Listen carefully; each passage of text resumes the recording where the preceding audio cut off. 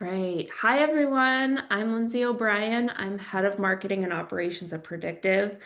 I am joined by Angie Waters, who is our VP of Sales in North America. Angie has a very interesting background because she has spent the majority of her career selling marketing solutions. So she balances out that sales and marketing view.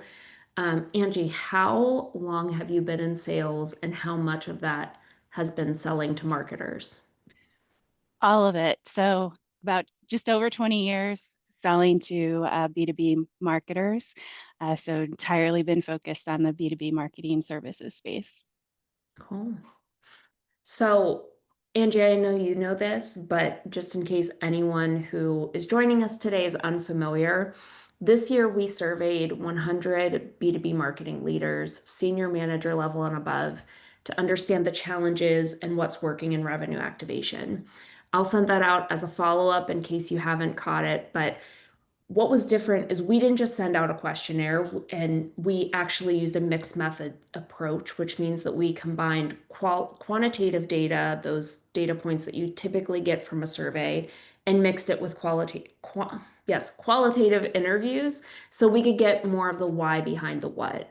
And honestly, I don't think we'll ever go back to a numbers only survey because when we paired the data with the real stories behind it, it completely changed the way that we interpreted the results. And one of the best examples of this was finding that on average, leaders feel like their current strategies only reach about 42% of their total addressable market. And at surface level, that seems like we're failing. But when I was speaking to the marketing leaders, it's actually by design. They know that they don't have unlimited time, money, and resources to go after everyone. So they're being really intentional about who they're targeting and who they're focusing on. And if we had just taken those data points without adding that additional layer of context, it tells a much different story. And it just this takeaway alone really summed up the theme of the report and what we're talking about today, because the number one challenge for marketers is lack of unified data. You've got all of these numbers in front of you, but bringing all of the insights together to tell a really truthful story and one that both sales and marketing can share together is difficult. And it's not that it's a lack of trying. They're actually struggling to figure out what's noise and what's actually real. So, Angie, from your perspective, what's your quick take on that? So I think context to the numbers definitely matters. When I hear that 42%, that doesn't panic me at all. I think, the best sellers know that not everybody in the market is ready for us. It's not about chasing everyone, and probably everyone doesn't want me chasing after them. So I apologize in advance if I've done that, because I probably have. But, for me, I don't, we usually don't find our buyers, kind of waving a flag saying, hey, come sell to me. It's really about recognizing what those real signals of opportunity are. And when I say signals, I do, mean the people behind those signals. So when I'm hearing that marketers are going deep on high fit segments, I think that mirrors what strong sales teams are doing, and what we intuitively know. But similarly, I think, the challenge is also the same. Our data is not unified. Buyers are more elusive than ever. No one wants to be sold to. So striking that kind of right balance on what's driving our activities, sitting somewhere between what our revenue goals are, our excitement to tell them how great our solution is, but more importantly, what and when the buyers are ready for us, so that they need to be ready to focus on having that sales conversation with us. Yeah. One of the things that resonated with me as I was talking to these marketing leaders is that the vast majority are saying we actually have too much data. We don't need another data point. We need to make sense of the data swamp that we've kind of found Mhm. ourselves in and figure out what to do with all of those quote insights that they have already. So just leaning into the total addressable market, one of the biggest ways that marketing teams are finding their best fit opportunities are through TAM audits. And we actually just went through this exercise internally. We did a whole new lead scoring and account scoring methodology. We really prioritized our CRM hygiene and then did a quick overview of an analysis of our closed won opportunities, understanding the types of companies, the industries, the company sizes, the regions that are best fit for us. And I think TAM audits have really become this kind of something that you eye roll over, like, okay, great, we're going to do this again, and but we're going to make this list and it's not going to go anywhere or do anything.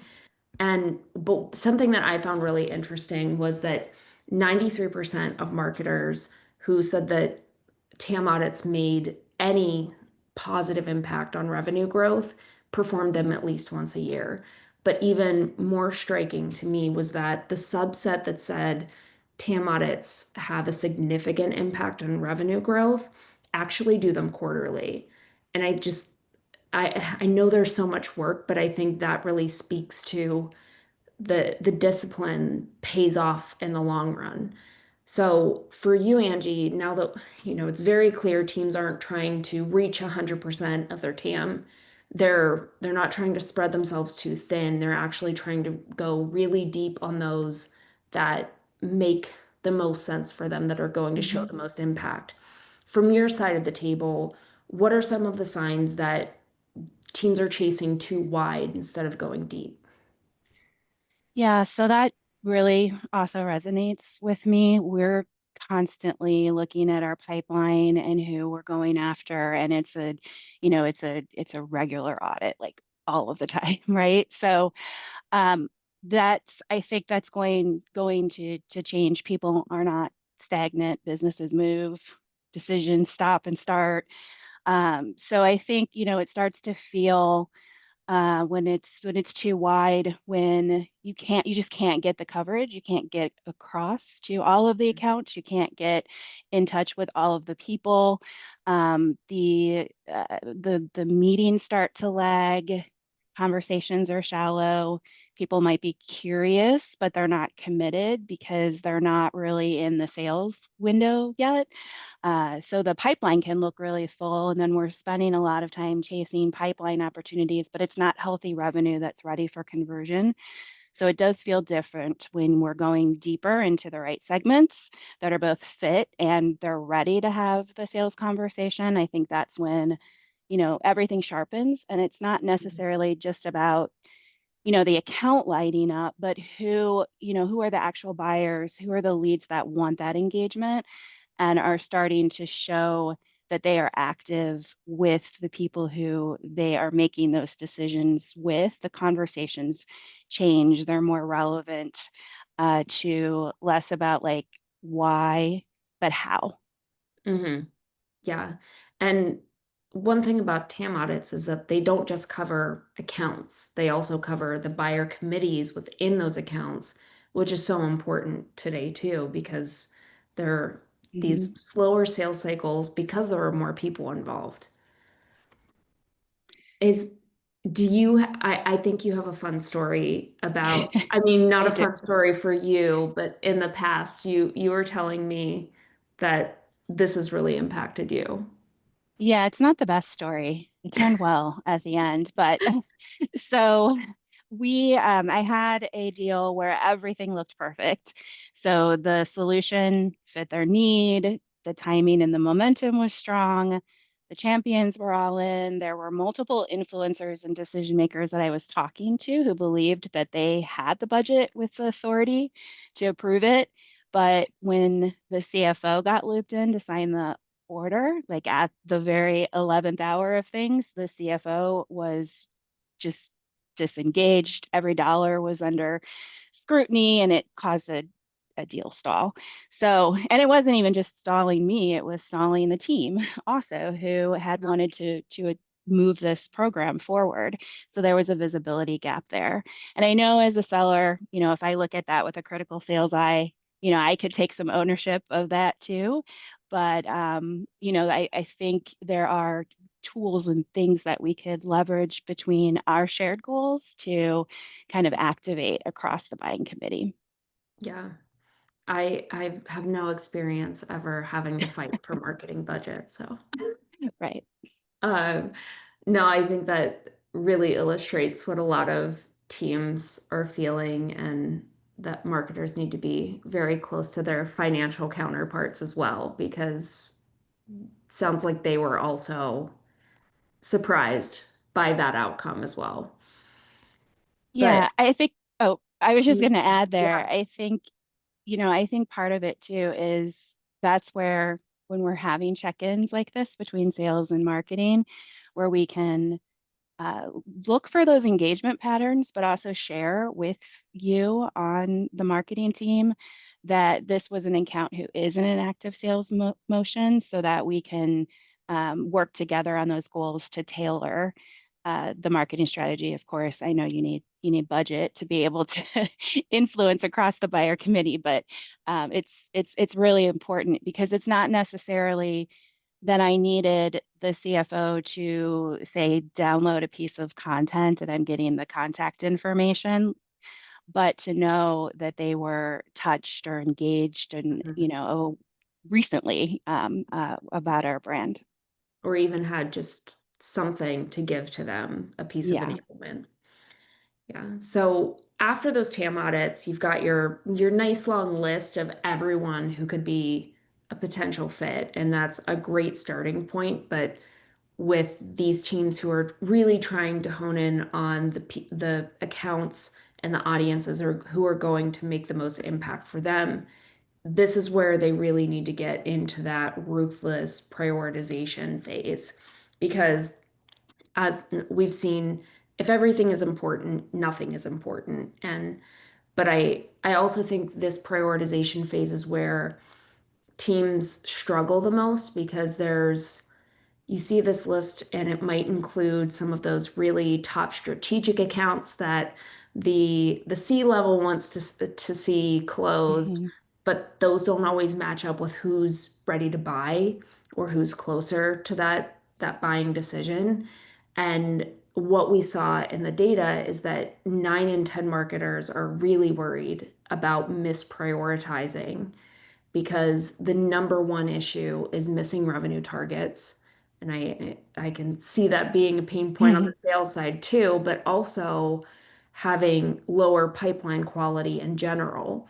And that's a big issue for marketers too, because that's primarily the number one way that they are measuring their successes, through pipeline or revenue generated.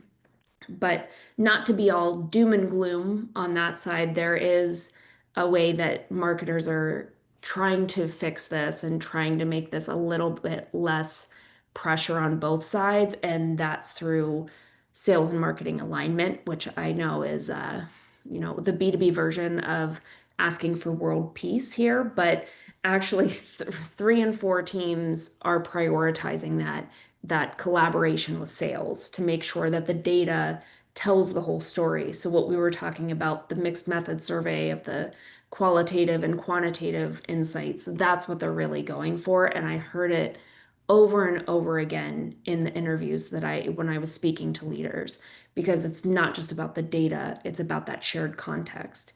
So from your perspective, Angie, what are some things that marketers could do to better support their sales counterparts?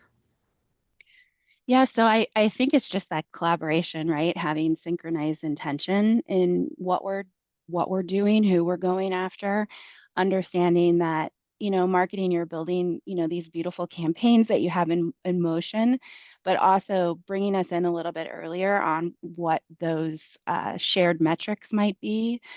We can also help validate some of those questions you might have about misprioritization, because we can also inform you on what we're seeing.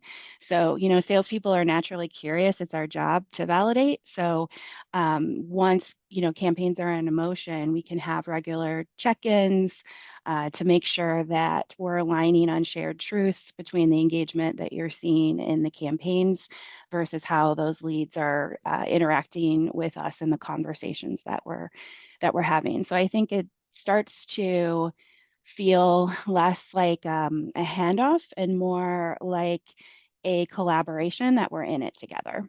Hmm. What's the frequency of that? Do you feel like having those touch points? And should it be with the full sales team, full marketing team? Is it more of a one-on-one basis? Maybe this is just your preference, but what have you seen work well? I mean, I think it's going to depend on the size of your team. Like, I like our cadence here. We have those check-ins on a weekly basis. I think that works really, really well. Depending on how large the campaign is, it may be more of a quarterly kind of check-in. So I think a lot of this comes in, to being able to personalize what's happening to with your sales team. How big is it? What are your segments? What is the size of the audience that you're going after, to really personalize what the right cadence is. You And then probably want to start with the sales leader too, I would say. Otherwise, you're going to yeah, get a whole lot of, different I definitely agree with that. opinions. So I agree. I love the weekly touch points as well. I'm curious what your preference is for the in-between moments. Like, is it a Slack message? Is it an email? Is it a quick video? Are there any ways that marketers could do a better job in those in-between moments where you're not in a meeting but still communicating? So I like a Slack message. That's a great way to get in touch with me. I am very collaborative, I think, as you've seen with my marketing leaders. So I prefer to be looped in as much as possible if Yeah. there's a question. But yeah, I think a Slack is great. And then there's time to respond to it if I'm on a call or whatever's going on, so we can Yeah. prioritize accordingly. Yeah. All right, so we've unified all of our signals. We've created that entire list of potential opportunities, then prioritize them. And then I think comes the fun part is actually trying to figure out how we get to them, how we activate these Mhm. opportunities and get them turning them into real pipeline. And something that I really loved and something that I felt in my gut, but now that we have data to prove it, I love it even more, is that most teams are blending broad demand gen with ABM. And I think that is the right play because we know that, like you said before, only a fraction of our buyers are ready to purchase at any given time. So having that always on motion with a really targeted motion, I think is the best way to approach this because we still need to be visible and relevant and top of mind, even if they're not ready to buy Mhm. today. And so I want to talk about the top channels because I think sales and marketing, there's probably a little bit of a disconnect on where the best channels are, what people prefer. And our survey found that the top channels that marketers prefer are sales outreach, company website, industry events, paid ads, and email. So I'd like you to react to that. Where does that match what you're seeing on the ground? And are there any that you disagree with? Obviously, I'm in sales, so I'm going to agree with number one is sales outreach. That's our job, right? That's what we should be doing. Content syndication leads, I think that helps with that so that we can follow up. But the important part of all of those channels, I think, is the context on how to follow up and how to react with what the buyer's doing, how they're responding and engaging within each of those channels. So in regards to paid advertising, I'm really glad to see that one on there. But again, I come from perspective of I'm selling to marketers and been working with you guys for over 20 years. So I've helped build out strategic segmented campaigns that way. But it makes perfect sense to me because from the sales side, while you might get eye rolls on paid display ads, the truth is I think they're essential because I want my buyer that I'm talking to have had visibility, engagement, something about the brand. I think they're credible brand builders in with Hmm. display. You're able to influence people before I'm in the room with them. You're able to influence, like the CFO story I shared. I didn't necessarily need a white paper lead on that, but had that CFO been touched with a customer story or something, an ROI assessment or something of that nature, that they would have had a little bit more familiarity with us before I'm in the room with the decision makers I'm talking to. So I Yeah. think that the channel and the context around it is very, very important throughout different phases of the buyer's journey and specifically also when they are in the buying window. I'm also glad to see webinars in there. That's another kind of interesting take I have on that. I've had, marketers that really love webinars and then marketers who were not really doing a lot of webinars because their sales leader didn't want those type of leads for their sales team. But I kind of disagree with that because not every lead is for sales to pounce. So if you're on this webinar, I'm not going to pounce on you and come to you like with a hard sale, but you're probably curious about something. So then I feel Yeah. like my role in sales is to work with you in marketing on then how do we follow up with the content that was shared on that webinar to understand what the buyer might need to know next so Yeah. that also I can help facilitate that, not just be kind of a coin operated salesperson, but that, I'm also trying to help the buyer understand um, the questions they have, solve their pain points. So I think all of those channels, that mix of channels makes sense and having that kind of consistency and it's always being aligned to what the signal is that the revenue signals or the intent signals are actually saying. Yeah.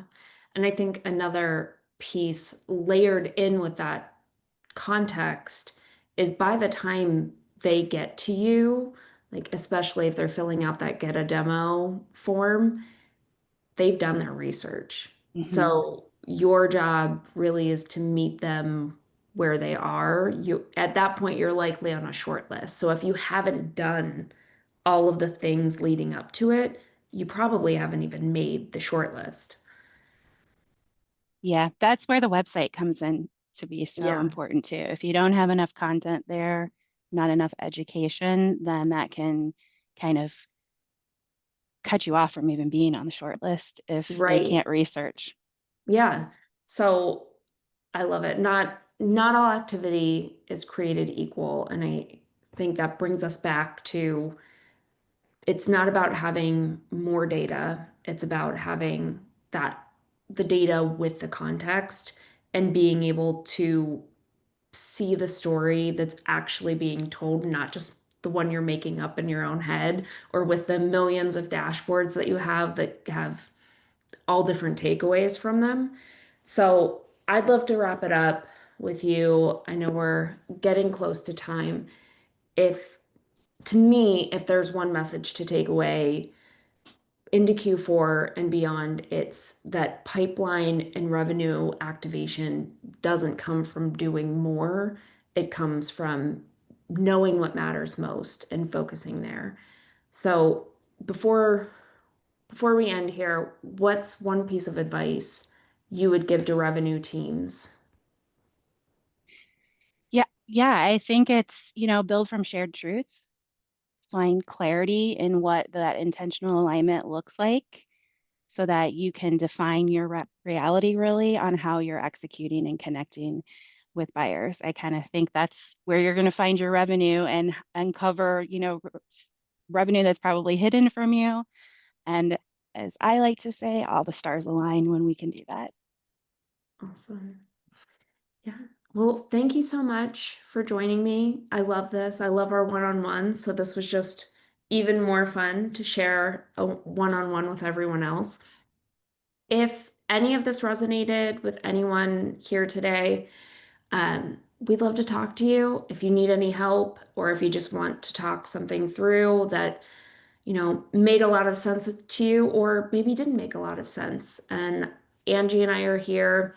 Reach out to us and you will get this recorded and in your inbox here in the next 24 hours. So thanks again, Angie, and see you later. Thank you, Lindsay. Bye. Bye.